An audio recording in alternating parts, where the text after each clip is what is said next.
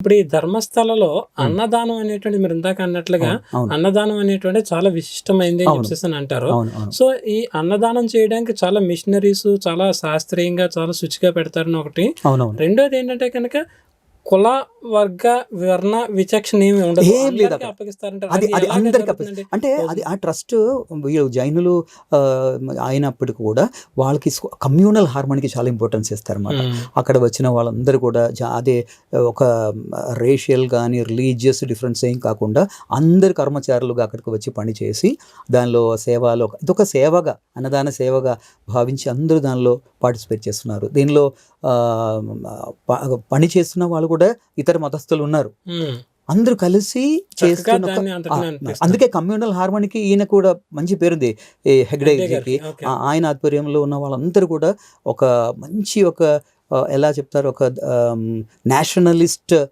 పర్స్పెక్టివ్తోనే ముందుకు వెళ్తున్న వ్యక్తి అనమాట.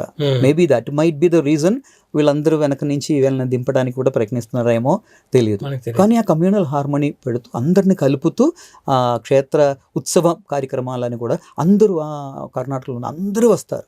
ఒక స్టేట్ కాకుండా సీమితం కాకుండా మిగతా వాళ్ళు కూడా ప్రాంతంలో ఉన్న వాళ్ళు కూడా దానిలో పాల్గొన్నారు అనమాట. అంత ఘనంగా జరుగుతుంది అనమాట.